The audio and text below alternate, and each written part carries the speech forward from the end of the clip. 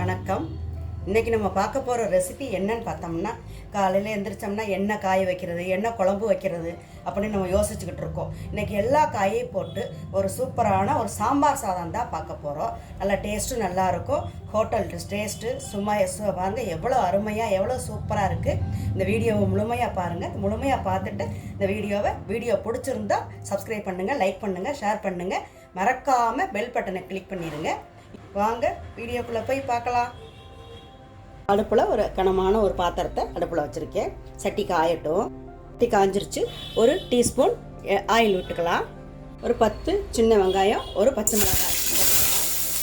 சின்ன சைஸ் முள்ளங்கி அதை போட்டுக்கலாம். ஒரு 10 பீன்ஸு கட் பண்ணி வச்சுருக்கேன், அதை போட்டுக்கலாம். 2 கத்திரிக்காய், ஒரு உருளைக்கிழங்கு அதையும் போட்டுக்கலாம். ஒரு கேரட்டு, தக்காளி, ஒரு 5-6 அவரைக்காய் எல்லாம் போட்டு நல்லா மிக்ஸ் பண்ணலாம். சும்மாவே வைக்கலாம். இந்த சாதம் இந்த எண்ணெயில் வதக்கி வச்சோம்னா நல்லா காய் நல்லா சுவையாகவும் மணமாகவும் இருக்கும். அதுக்காக ஒரு வதக்கிட்டு கொட்டலாம். இப்போ இதுக்கு தேவையான உப்பு போட்டுடலாம். கொஞ்சம் மஞ்சத்தூள் போட்டுக்கலாம். இதுக்கு தேவையான சாம்பார் தூள் போட்டுக்கலாம். ஒரு நெல்லிக்காய் அளவு புளி எடுத்து கரைச்சி வச்சுருக்கேன், அதை விட்டுடலாம். இப்போ நல்லா மிக்ஸ் பண்ணி விடலாம். நல்லா குழம்பு கொதிச்சு காய் ஒரு அரை வேக்காடு வேகட்டும். பாருங்கள் நல்லா காயெல்லாம் வெந்து நல்லா இருக்குது பாருங்கள். வேக வச்சு பருப்பு அதில் போட்டுறணும். வேக வச்சு எடுத்த சாதத்தை ஒரு நல்ல கனமான கரண்டியில் நல்லா மசிச்சு வச்சுருக்கேன், இதை போட்டுக்கலாம். அப்போதே இந்த சாதம் நல்லா குலைவாக இருந்தாத்தே நல்லாயிருக்கும். நல்லா போட்டு இப்போ மிக்ஸ் பண்ணி விடணும். நல்லா இப்போ மிக்ஸ் பண்ணி விடணும். சாதத்தை எப்படி ஒரு கரண்டியில் மசிச்சு வச்சுக்கிட்டோம்னா இந்த சாதம் ஒத்தையாக இருந்தால் நல்லா இருக்காது. கொஞ்சம் போட்டெல்லாம் பாருங்கள் குளகலப்பாத்தே இருக்கும்.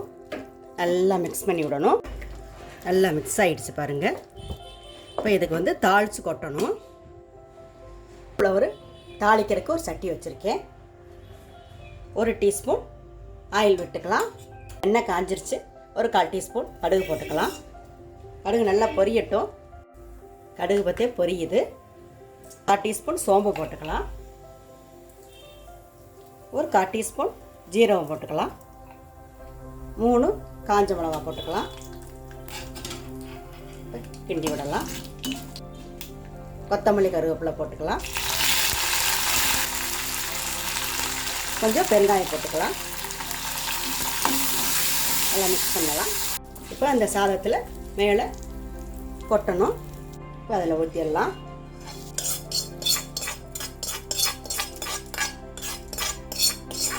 நல்லா ஒரு கலரி விடலாம்.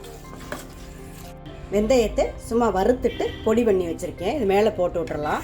நல்லா டேஸ்ட்டும் நல்லா மணமும் சுவையும் சூப்பராக இருக்கும். ரெடி ஆகிடுச்சு. இப்போ மல்லித்தலை மேலே போடலாம். இப்போ நீங்களும் இதுபோல் செஞ்சு பாருங்கள். சாம்பார் சாதம் செஞ்சு பார்த்துட்டு எப்படி இருக்குன்னு உங்கள் கருத்துக்களை கமெண்ட் பாக்ஸில் சொல்லுங்கள். இந்த வீடியோ பிடிச்சிருந்தா லைக் பண்ணுங்கள். நன்றி. அடுத்த வீடியோவில் பார்க்கலாம்.